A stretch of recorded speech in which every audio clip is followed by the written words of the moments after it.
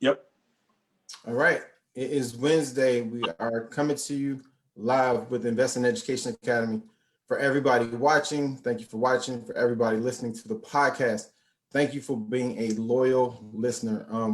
Today we have a good one for you. This is one, a lot of people may have feelings about this, but we're going to talk about why IPOs are bad investments. And we already know, there's love affairs with IPOs, and people feel like it's the holy grail. This is why you should share this. If you are listening to the podcast, send it to a friend. If you're live with us today, definitely share it with your network.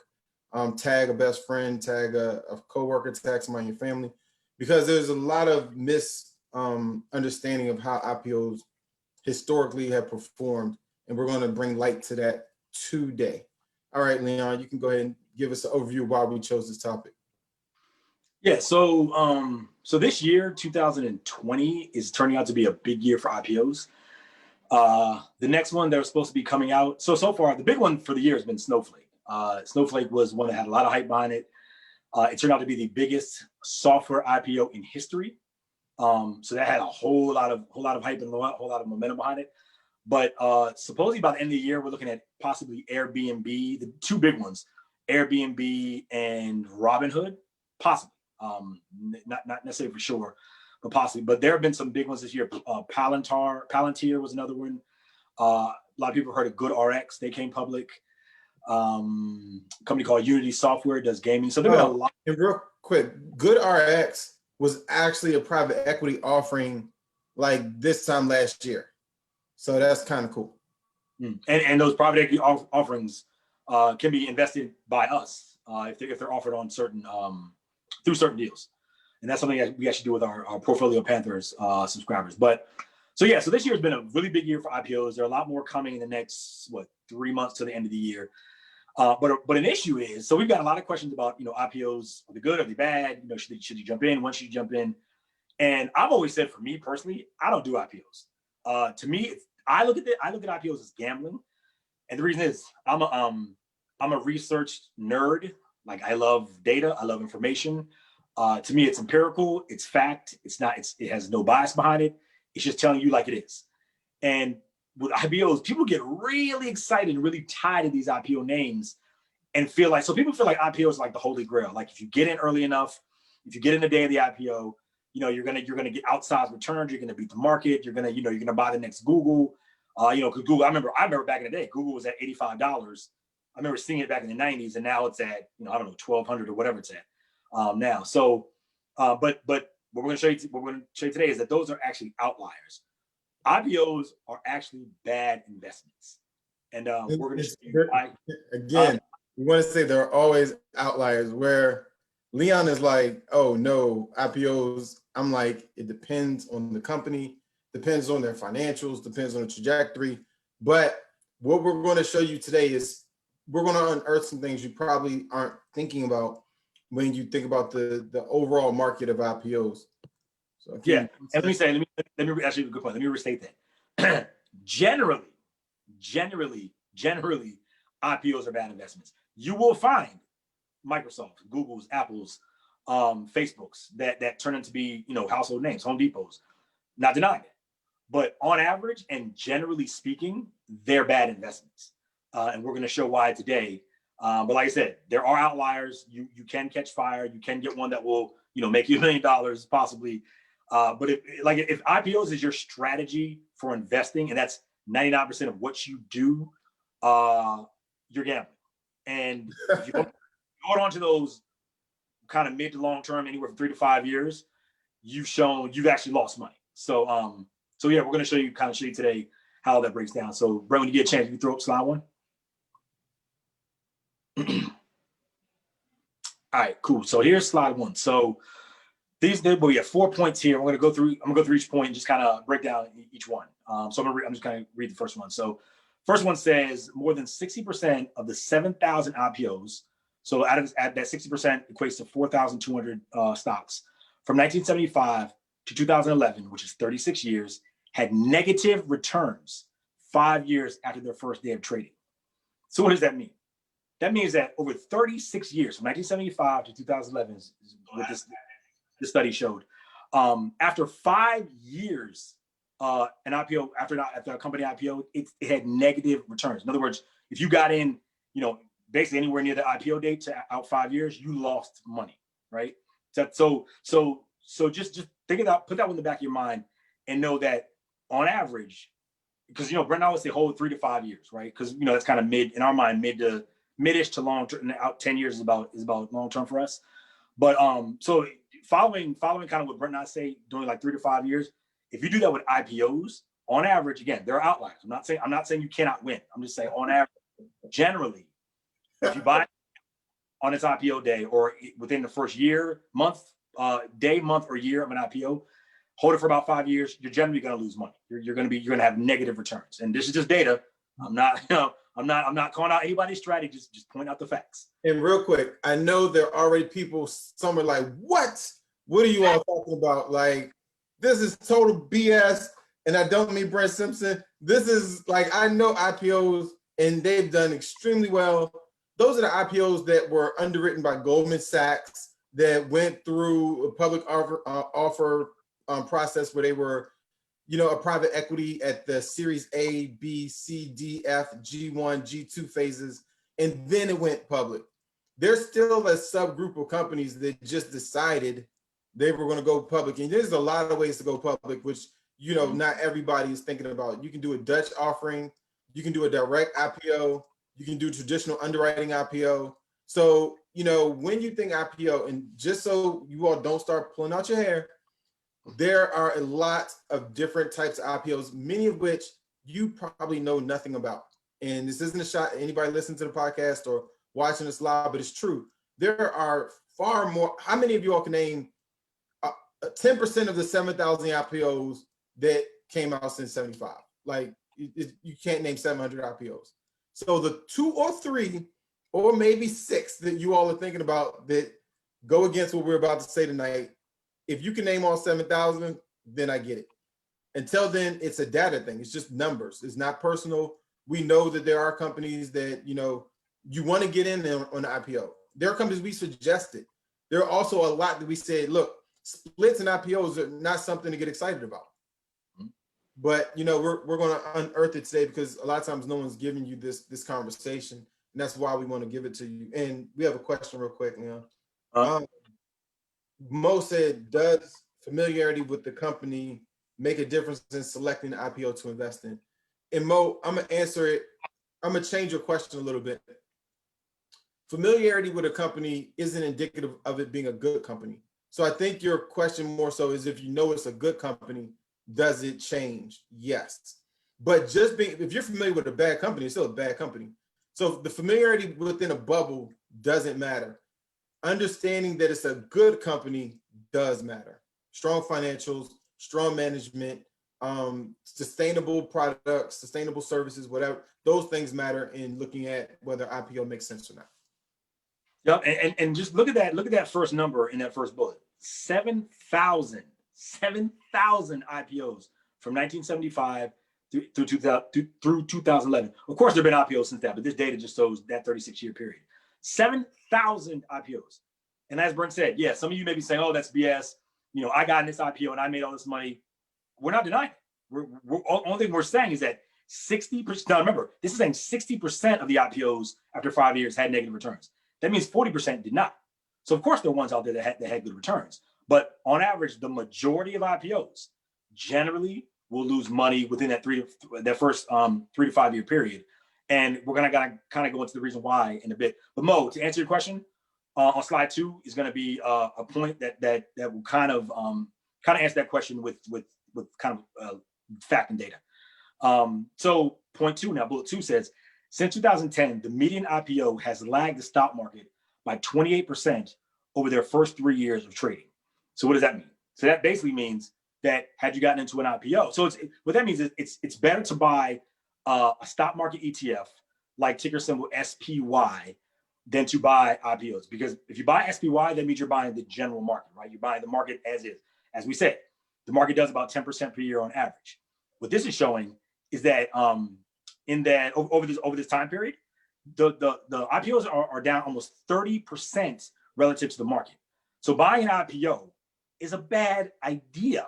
Generally, remember, again, generally, not saying, and now we're not saying companies can't succeed, but generally speaking, it's a bad move. You can put your money in plenty other places, and nothing's guaranteed, but have a better probability of making money than buying an IPO. So again, since 2000, the median IPO has lagged the stock market by 28% over its first 3 years in trading.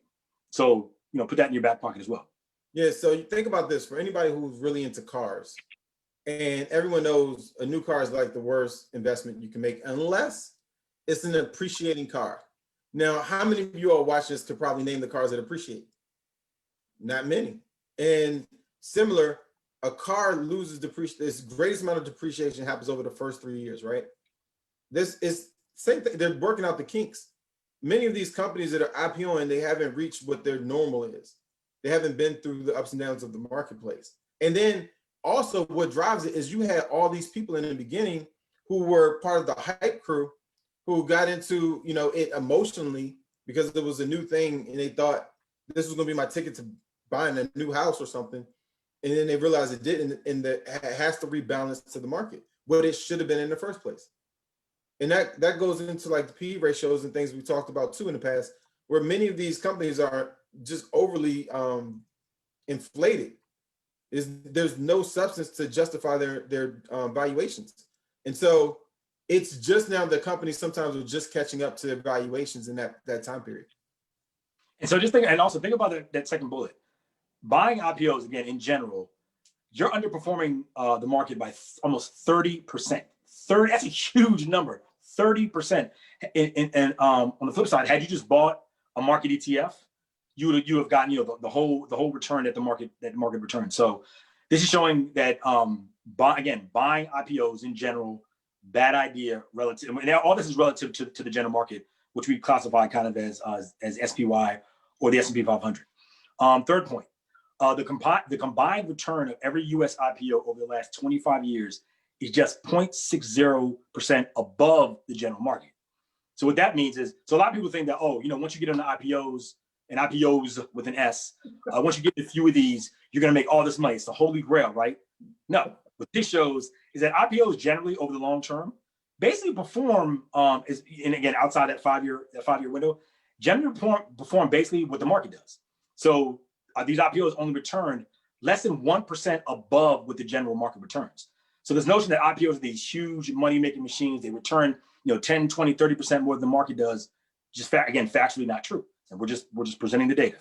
And then the fourth point, the typical IPO completed during the same 25-year period has lagged the market during its first, second, and third years as a public company. So with that said, kind of goes back to the points above that first 1 to 5 years of an IPO is really the make or break time for an IPO company. And on average, 60% of them don't make any money that first 3 to 5 years. And that's reflected in the stock. Companies generally trade on fundamentals being sales and profits. And if a company doesn't have that or isn't growing that, the market will generally punish them, and you end up with negative returns in the long run. One last point that's not on here that I remember is that if you are going to play IPOs, the data shows that if you're going to buy one, you need to buy it as soon as possible that very first day, because the data shows that typically on average, the return of an IPO on its first day is about 21%. And that's as good as it gets. After that, it's basically down. It's either sideways to downhill from there.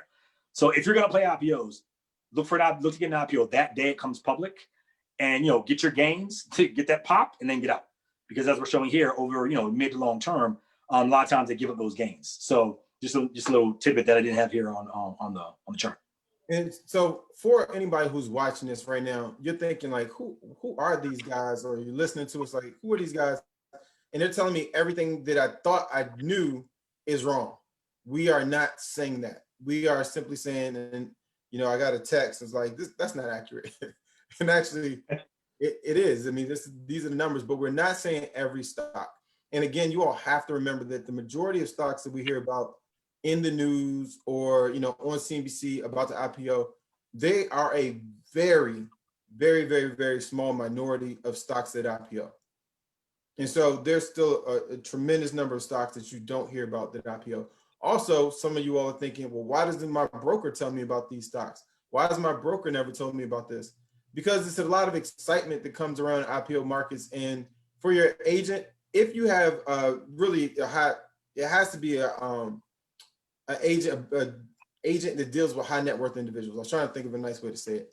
But the normal agent or broker, financial advisor, isn't going to tell you about the IPO marketplace because they don't know how to maneuver in the IPO place. And they know historically, this is where volatility is working against you.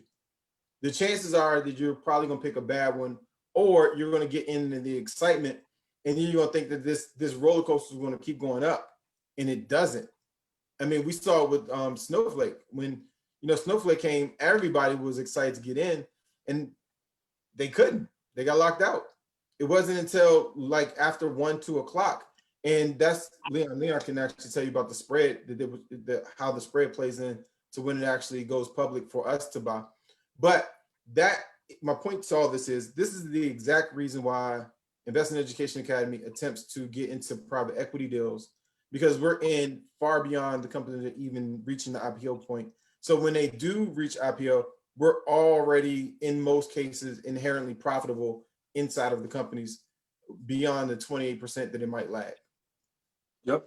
And for the person who sent Brent the text saying that that's not true, quote unquote, it is true. Sorry to say, but again, I want to go back to this point. Again, 7,000 stocks have went public between 1975 and 2011. We're not saying. Mo just said, "This is for you." This is a question to Leon. Are you advocating for day trading? Not at all. No, not at all. As I said, I don't play IPOs. I think they're gambling. But again, I'm basing this on the data. The data says the best time to buy an IPO based on the data is that first day, because that first day pop averages about 21%. After that first day pop, as the data is showing here, if you hold it, mid to long term, maybe a year or two, maybe out to 5 years, you generally show a loss. So if you're going to play IPOs, and again, I say play them because to me, IPOs are gambling because there's really no track record there for you to study. But if you're going to do it, now I'm not saying it, the data shows if you're going to do it, that first day is the day to get in because you get that pop. And that pop dissipates over time. So no, I'm not advocating day trading at all. And again, I'll go back to the person that texted Brent. We're not saying this is fact for every company. We're saying on average, taking into account 7,000 IPOs is what we're saying. Yes, there are companies that have gone on to make a lot of money via IPOs that have been wildly successful. Yeah, we're not denying that, but we're just saying on average, in general, IPOs are bad investments, and the data is the data. If you disagree with it, cool. That's but the data is the data. It just is what it is. Okay, so Mo, to answer your question, you were kind of saying like a way to basically how do I identify one? How do I identify possibly good IPOs? Well, here's a point. Here's a data point that that's been shown to be a pretty good one. So So Brent, we're on the second chart now. So profitability in companies' second and or third year after its IPO has been a reliable indicator of an IPO's performance over a 3 to 5 year period since the year 2000. So what that means is basically if in a company's second or third year after it IPO'd, if it becomes profitable, that's been a good indicator that the stock will actually do well long term. Versus the company in that same 2-3 year window, if it's not profitable, it typically doesn't do well. So Mo, to answer your question, that's one way to kind of judge an IPO. And yeah, for an IPO, that means you have to wait about 2 or 3 years to see if this is actually worth something to plan or not. Because again, it's looking at that 2 to 3 year window. If the company becomes profitable, then it may be a good play. Again, this is on average, and this is not every company. These are just the facts, and these are all generalizations looking at multiple years of data and multiple companies.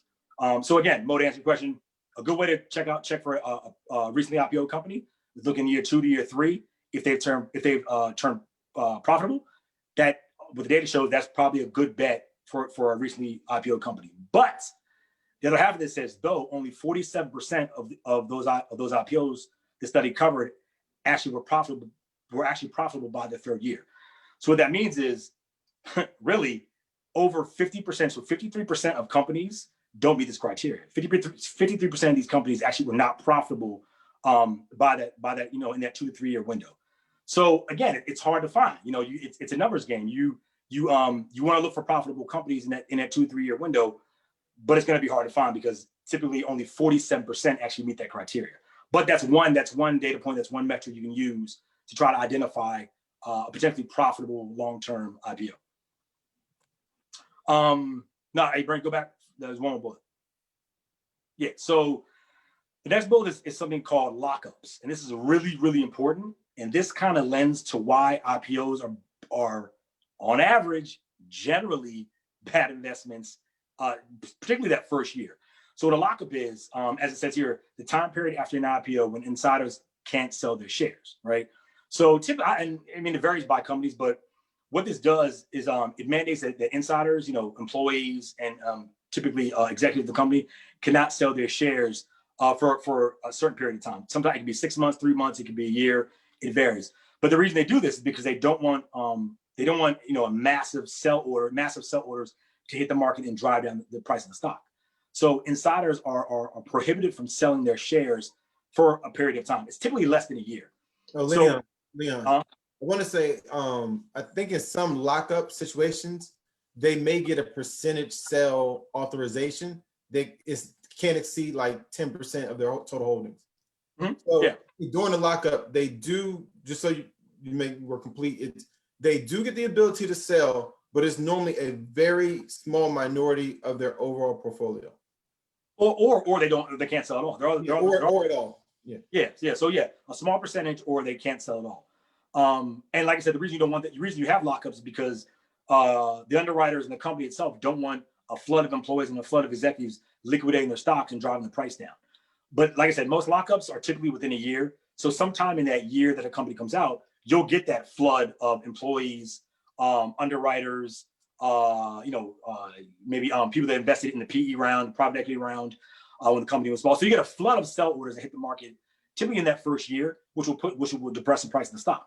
So that's another reason why it's sometimes not the greatest time to buy an IPO in that first year, because that lockup will cease and you'll get a flood of sell orders from whoever's in the company early, but mainly employees and executives that will sell the stock, and in some ways, sometimes drop the stock down.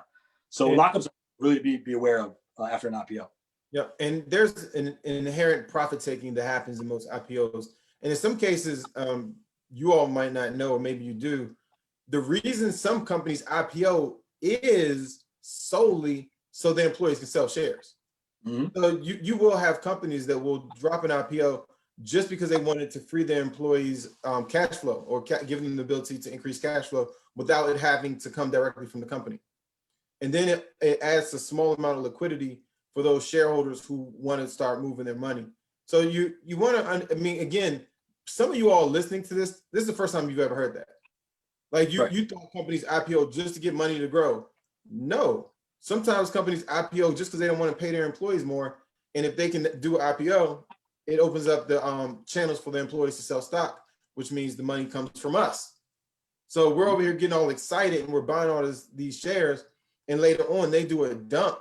And then what happens? We're secondhand information, right? So we're just seeing the trend. Oh my gosh, what just happened? We're emotional investors. The market just went down. Well, not even the market. This stock just went down because we didn't know the lockup period ended on Tuesday, and now it's Wednesday. And we just see a dip, and all of a sudden we get out too. But again, if it's a strong company and you're looking at the fundamentals, even when employees sell off their shares because the lockup period is over, the company will rise again if you're going for the long term. Time heals most when you're holding the right investments in the market. So you should just be aware of the types of IPOs, why companies IPOs. And like I said, for many of you all, it's the first time you've ever heard that, but it's absolutely true. Yeah, and like I said, lockups are temporary. So lockups are another window where company executives and employees can actually sell their shares. So as Brent said, if there's a dip in the stock, and a lot of times there are during lockups, it's only temporary because it's just this flood of sell orders hitting the market. And then, once the market kind of corrects itself, if it's a quality company, it'll then rise in the future. So just be aware of lockups. But lockups are a big reason why that first year a company IPOs, again, on average, not every company, but on average, you'll see IPOs not do well because you'll get that flood of sell orders from the lockup expiring. Yeah. So Kawan, your question is, are lockups announced? Yes and no. So most of the time, lockups, there's not a big announcement that the sell period is opening up for a stock, unless you're heavily into financial news. But it is public information. It has to be public information. So if you read their financial, I mean, if you read their IPO papers, or you just look at the company, you can call investors relations department too, and ask when the lockup period is over. They have to disclose when that is. There's actually a form that they file.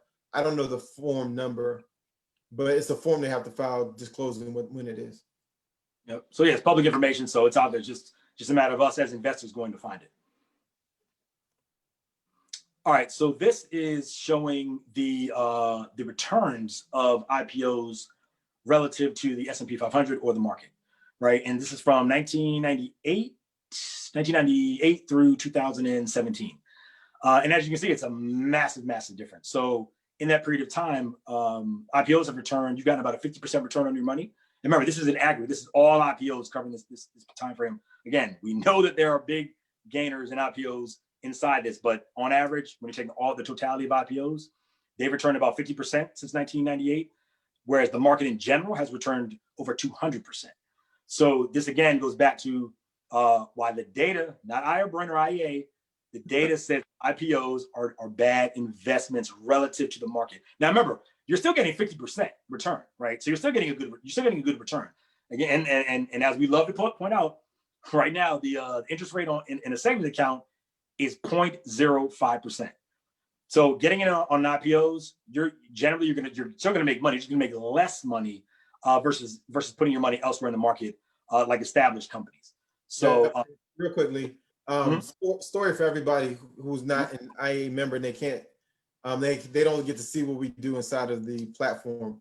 Which, if anybody wants to become an IA member, you can go to www.IEAmembers.com. But we just had someone posting there a story that related to a topic Leon and I talked about 2 weeks ago, and it was about savings accounts and how they're just awful. And so I know you guys like, yeah, you guys are doom and gloom. First savings account, now IPOs. But this individual said that recently he's the loan officer, and somebody came in to get $1 million purchase. I think it might have been a mortgage, $1 million mortgage.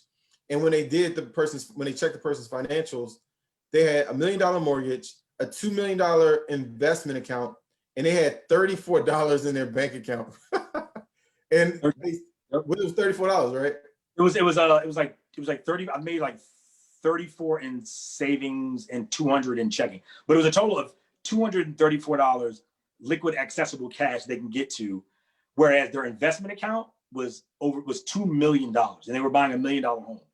So, go ahead. And so he replied, I guess this is what you're talking about when you said other people know, but sometimes we don't know. This savings accounts, bank accounts are not the place where you want to store large amounts of money. I mean, and then just for me, if I have like $120 or more like in my account, I feel anxiety. Like if I feel like I'm being a bad boss, if my money's not working for me.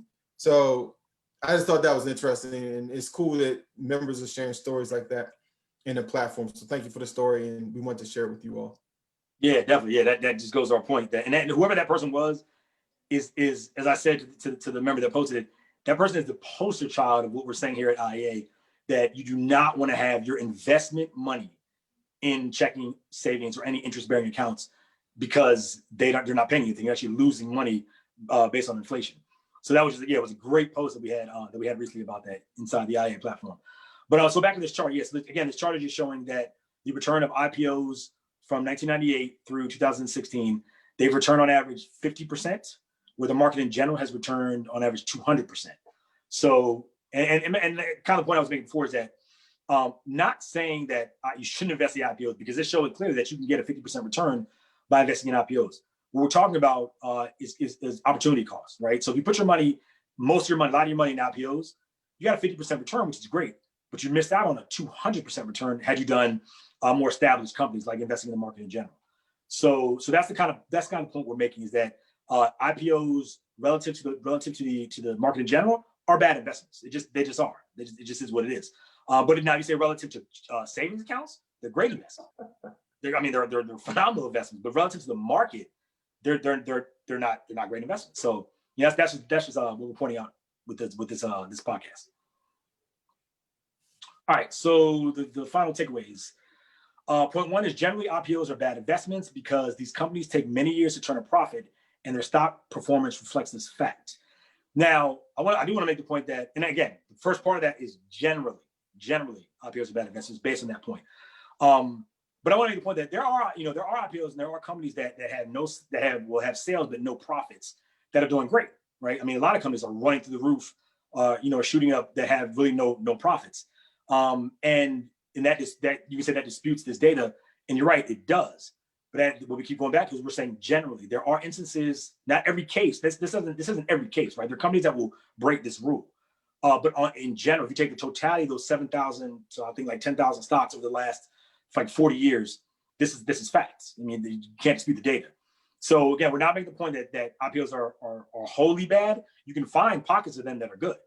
But the two examples I want to show is that, I mean, if you look at Uber and Lyft, they're both down 25%, right? They came out last year. Had you gotten in those stocks the day they came out, you're now down 25%.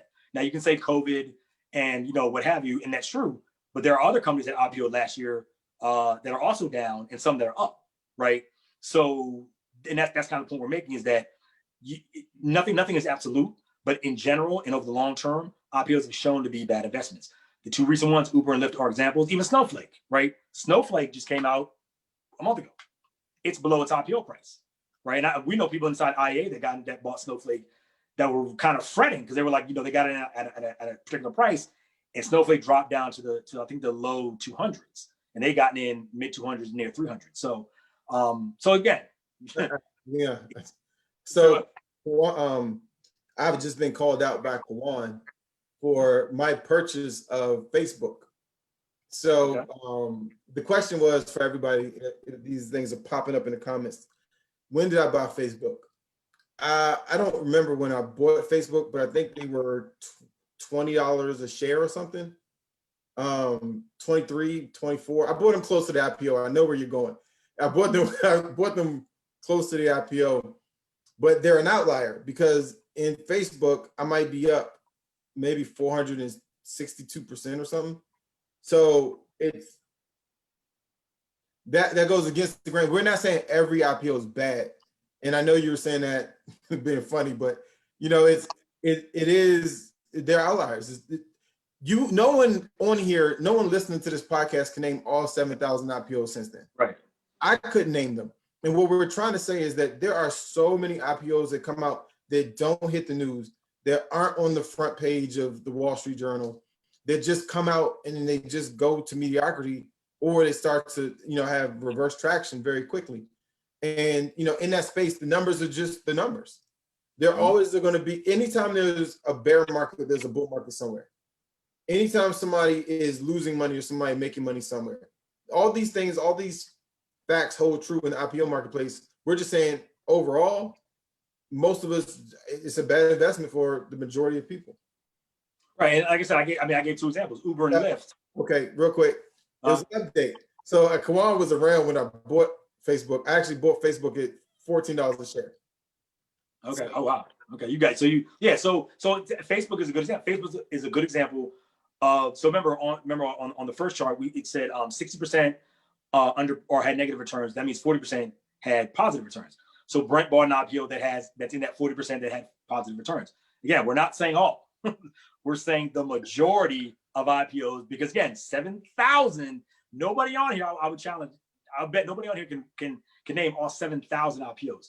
Yes, there are companies that have done well, but there are many more that have not. Like I said, I gave two. Uber and Lyft are both down about 25% from their recent IPO prices. Snowflake right now is below its IPO price by, I don't know, a few percentage points. Again, it's early for that stock, but I'm just making the general point that. But again, Facebook has boomed. Google had boomed. So we're not saying all. We're just saying in general, if your philosophy and the only way you invest is IPOs, it long term will be a losing proposition, just because again the data reflects that they are losing they are losing trades relative to the market long term. But as as the chart before this showed, that when if you hold them for 10, 20, 30 years, yes, you then will see a return over the long term at 50, about 50% return over 200% return for the market. All right, I feel like people are picking on me now, Leon. Like, so whatever. Malcolm said, okay, B, so what was the post lockup activity like on Facebook? Now, I will tell you, I don't remember, but I do know Facebook did have a period where everybody was like the platform was going to lose out to, I forget who they were going to lose out to, but it was fear that they were going to lose out to it might've been Vine or somebody. And it was a lull, but there was also a period where there was a big sell-off because a lot of the employees, and this happens in tech companies all the time, employees aren't paid with money. They're paid with stock options. So understand this again, I'm gonna say it slowly.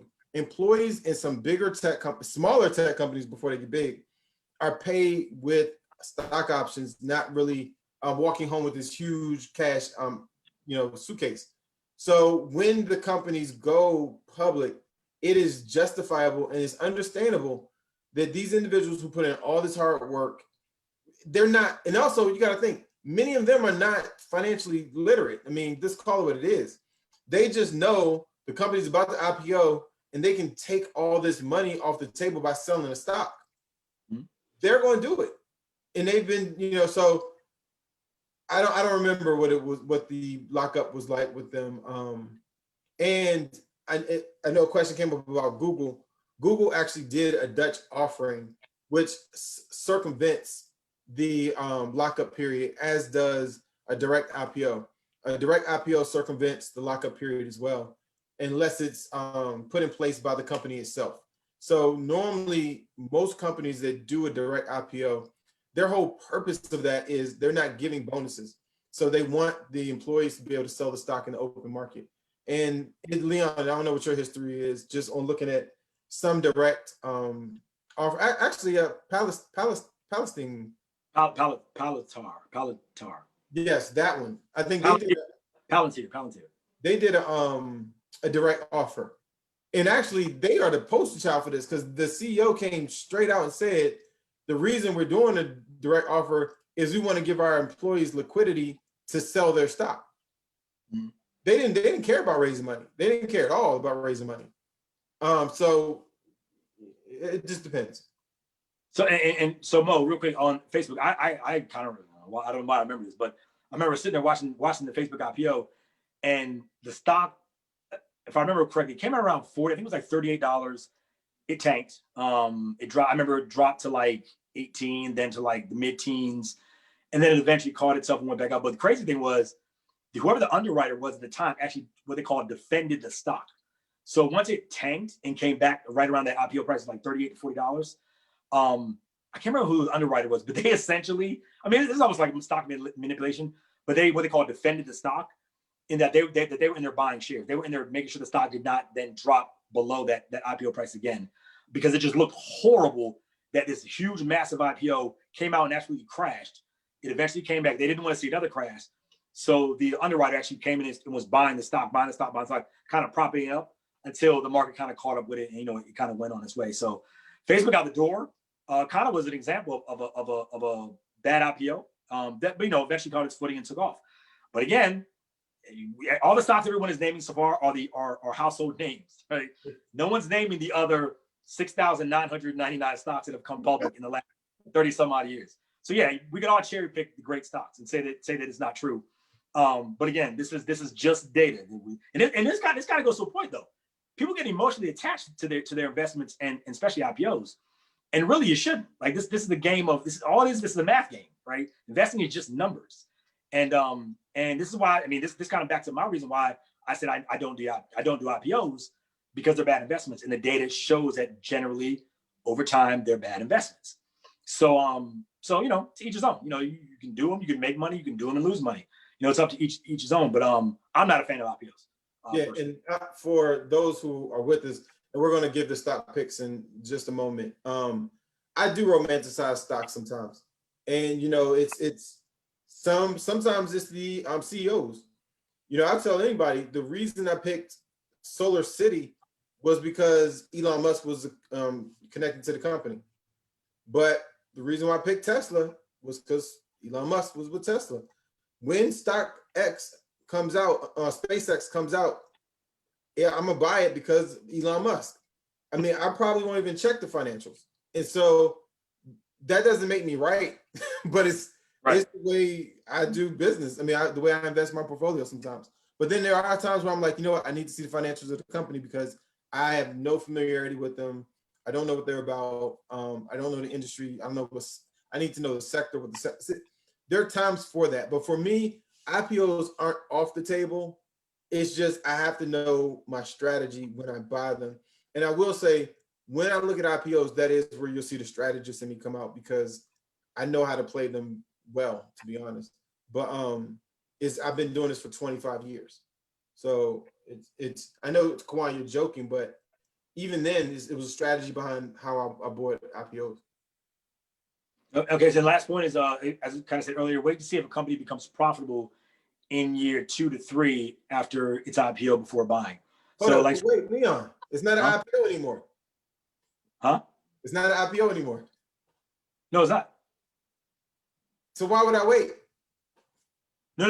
What it's saying is, if you want, so yeah, what it's saying is that long term, the profitability of a recent, again, let me say, okay, that's a good point. Recent IPO, Yes. recent. Okay, so okay, let me phrase it. Wait to see if the company becomes profitable in year 2 or year 3 after its recent IPO before buying. So as I said before, year 2 and year 3, the data shows that if a company becomes profitable in that range, the stock typically does well long term.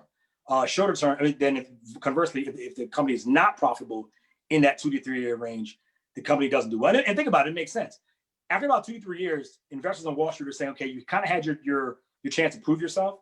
And if you can't make money in between 2 to 4 years, investors kind of lose faith and move on to the next stock. So I can definitely see why that is, and the data shows it. That's the way it typically plays out. And yeah, and the reason I say the 2 to 3 year, not when I said it to you, Lee, it was, I know it's a lot of people who are listening to this going, well, how do you wait 2 or 3 years for an IPO that already went public? That's not an IPO. And what we're saying to you all is, yes, we know that. We're saying don't buy the IPO. Wait 2 or 3 years to buy the stock. It's now proven. You can see what it's doing. And really, for me, I think I'm more on the 3 year side of really looking at what they're doing and who they are. And you will always find that in investing, the emotion of it is hindsight's 2020, right? So it's always easy to look in the rearview mirror and go, "Oh, I knew it was going to do that," or "I'm sure glad I stayed out," or whatever it is. It's easy to look back at something and say you knew it, but it's much harder strategically and emotionally to stay to your strategy while you're actually investing. And that's something Leon and I'll say IEA as a whole, Investing Education Academy, really thinks about the emotional side of investing with our investors and also education. When you know things like this, you do better and you treat IPOs, you won't look at another IPO the same. You can't hear, unless you're just not paying attention or you forget. If you remember this information, even if you buy into an IPO, there is going to be a little IEA person on your shoulder, like little bird. Yeah, look, with a red shirt on and owl eyes. And it's, are you sure you want to buy it? Do we know what the financials are? And so just kind of think about it. We're not saying don't, and we're not saying every IPO is the devil. We're just simply saying understand what you're doing, know the numbers behind it, and understand there are other things you can do. What are your opportunity costs? Where else could you be placing that money? Yep. All right, so I see people still jumping on. We are about to do what we always do inside of IEA is we're going to give you our stock picks. Now, before we kind of go to that space, Leon, is there anything you wanted to say about that? Yeah, just as we thought, people get emotional about the IPO topic, and which is cool. I mean, that shows people are engaged and are interested. But I just want to make the point that again, everything we just presented was fact and it was based on the data. If you choose to listen to it or not, that's personal opinion, but it is what it is. And as we said, that's not in every instance. That's just taking the totality of all IPOs and making generalizations on IPOs. As we said, some will do great, others won't. So as Brent said, when next time you look at an IPO, just think about this. Go back, maybe watch this, and just be more informed about IPOs instead of just blindly buying based on the hype. All right. So now comes the part everybody waits for, the stock picks. Leon, what do you have for us today? All right, so I'm gonna give a shout out to Mo. Mo hit me up earlier this week about this stock, and I checked it out, and I was like, oh, I totally forgot about this one. So Mo, thank you very much. It's Vmware, ticker symbol V. By the way, Mo is an IA member, so shouts to IA member Mo. The ticker symbol is VMW for VMware. Today it closed at $155.66. It was up 0.40%. So VMware, they're a cloud computing and virtualization software company. So basically, what they do in a nutshell is it's actually really useful. So any computer or server, they can basically take one and make it into many. So like I know for like web hosting companies that host websites, instead of hosting one website on one server and having to have multiple servers for different websites, VMware software allows a company to host multiple sites on one computer. So it's really, really efficient for resources. And server companies, I mean, every company uses Microsoft, Google, and any tech company out here uses VMware. And it's reflected in their profits. So over the last 3 years, their sales growth is 11.6%, but their profit growth over the last 3 years averages 168% for VMware. Crazy, crazy profitable company because again, they're just about every tech company uses them. And over that same last 3 years, the stock is up 80%. So my pick is VMware. All right, let's take a look. And so I think you already said it, but they're not paying a dividend just yet. Yeah, no, they don't pay a dividend. No. All right. For me, my pick today is going to be Take-Two Interactive. Staying on your gaming thing. Yeah. So I'm still stuck on this gaming. I'm infatuated with gaming right now. For everybody who doesn't know that, the industry is growing like wildfire, and as we approach we're getting closer. We're not approaching, but as we get closer to acceptance of VR, as it relates to gaming, we're just going to go that much further. There's actually it's unrelated, but I gotta say, there's a private equity deal that I'm super curious about that we're going to discuss in the IA platform that deals with helping gaming teams travel to various places to game. And I didn't even know this was a thing, but it's a really big business. And also they have facilities now where you can actually go in stadium seating and just watch video screens of different teams gaming. So that's something that if you're not an IA member, you should be, because if we can get into that private equity deal, I'm going to be excited. And also the buy-in right now is less than $150. So anyway, that takes me to just my love affair with gaming. Take-Two International, Take-Two Interactive, ticker symbol is TTWO. It's gaming. It's three big gamers, and Take-Two is one of the bigger ones. Was it EA Sports, Take-Two Interactive, and Activision Blizzard. So I'm covered right now. The reason I'm choosing this company, I'm just covering my bases. I'm covering the industry. The biggest ones are going to be the ones that rise to the top. And I think once gaming expands, they have been up roughly, take a look. I have the numbers, but I don't have it in front of me. I was looking at the 5 year. Yeah. So in 2016, they were about $42 a share. They're $168 a share now, which is pushing their 52-week high. And as you all know, companies that push their 52-week high don't bother me. But it does mean that if you invest in Take-Two Interactive, you will see some backslide. In the stock price right now, it's $168 per share. I believe that you might see it go down to anywhere to 150s and then spike back up again, especially as we go into the holiday season which of course games are great gifts. But more importantly, they're starting to create partnerships with companies like Google and Amazon. All three of them are, but to create exclusive deals for their platform to view their gaming teams on these various um, streaming systems like Twitch. So I love it. I think the industry has a lot of potential. So my pick is Take-Two Interactive Software. The ticker symbol is TTWO. It's a video game company, and they make some of the biggest games that we know about. Cool. So the picks today are Take-Two Interactive, ticker symbol TTWO, and Leon's pick was VMware, ticker symbol VMW. Yep, VMW. Be sure you do not put in BMW. It's V is in Victor, MW. It's a ticker symbol for Leon's pick today. Right. All right, everybody. As always, we really do appreciate you all watching, sticking with us the whole time. And we bring you this information because no one else is telling you. And everybody's painting these pictures of Ferraris and Lamborghinis and how they made all this money in the market. And do you want, especially in this time, it seems like everything on YouTube commercials is relating to somebody who's investing guru. Just be careful that the people aren't telling you all the sunshine, because the reality in investing, there is a dark side to it.